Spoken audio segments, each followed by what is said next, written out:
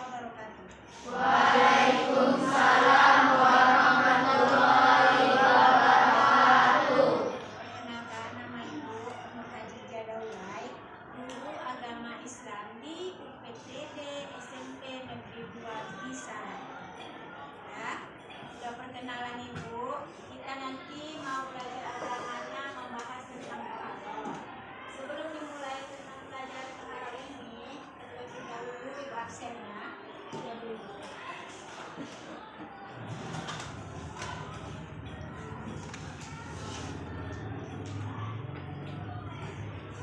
Sepertinya hari ini tidak ada yang alfa, tidak ada yang sakit, tidak ada yang licin. Semuanya rajin, alhamdulillah. Pasti orang tuanya bangga melihat anaknya yang rajin, ya kan? Oke. Sebelum pelajarannya juga dilanjut, kita mau berdoa. Doanya di dalam hati ya, Nak. Dipimpin sama ketua kelasnya, bisa? Oke.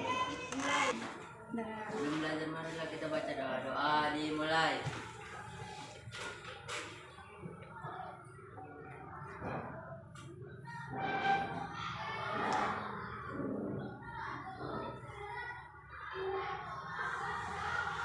Doa selesai.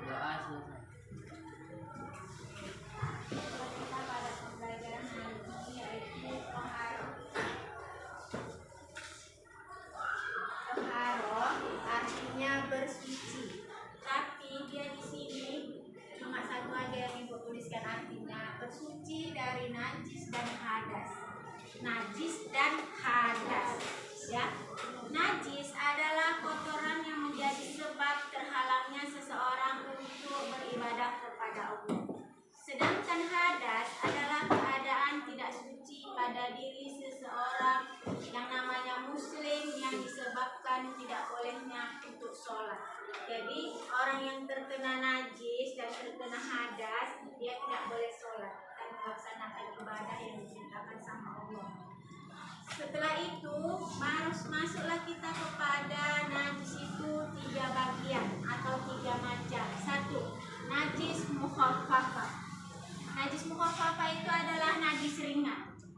Najis ringan contohnya air kencing atau air seni bayi laki-laki yang belum berumur 2 tahun, dia itu hanya menyusu ASI ibunya, tidak makan apa-apa. Jadi kalau misalnya kita dalam keadaan bersuci atau udah wudhu, jadi terkena najis yang Ibu sebutkan tadi, bayi laki-laki itu kena kencingnya. Cara mensucikannya,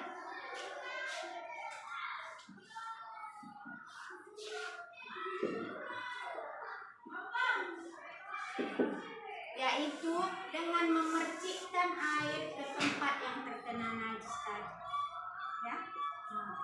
Kalau begitu, itulah salah satu contohnya. Masuklah kepada yang kedua, najis mutawassithah. Najis mutawassithah itu apa? Najis pertengahan. Contohnya nanah, darah, bangkai binatang, kotoran manusia atau yang disebut dengan itu namanya najis. Jadi kalau terkena yang namanya najis mutawassithah itu cara mensucikannya, dialirkan air atau disiram air kepada tempat yang terkena tadi. Misalnya kita nggak sengaja kepijak bangkai tikus, itu kan bangkai binatang namanya kan. Kita mau pergi sholat ke masjid, kita udah wudhu. Jadi kalau gitu kita batal. Kenapa? Karena terkena najis tadi. Jadi harus disucikan dulu, airnya dialirkan, baru ambil wudhu lagi. Oke? Yang ketiga, najis muwalladah. Najis muwalladah ini najis berat. Najis berat itu yang kayak mana? Yaitu contohnya yang bersumber dari anjing dan babi.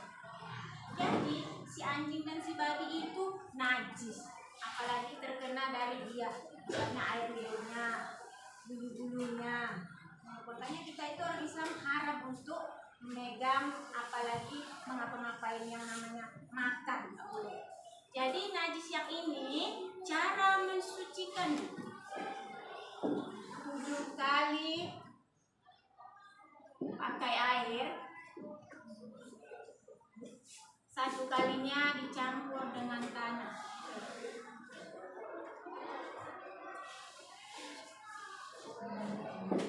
Ya, namanya itu isama.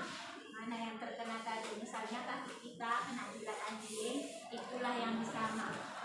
Membersihkan atau cara mensucikannya 7 kali pakai air. Salah satunya ya nak, jangan 7 kali pakai air tambah 1, salah. Tapi salah satu di antara 7 dicampur dengan tanah. Paham? Paham. Nah, setelah itu kita membahas sinasi ini tadi, baru kita membahas tentang hadas. Hadas terbagi 2 macam. Apa sajakah itu? Hadas kecil dan hadas besar. Kayak mana rupanya Bu hadas kecil itu? Kayak mana caranya hadas besar itu? Ini ada cara mensucikannya. Contohnya nanti disebutkan. 1. Hadas kecil. Keluar sesuatu dari kubur. Kubur artinya lubang yang di bawah itu. Lubang manusia kan ada tuh, tempat keluarnya air kencing, tempat keluarnya air ee. Nah, itu namanya kubur dan dubur. Kubur dan dubur.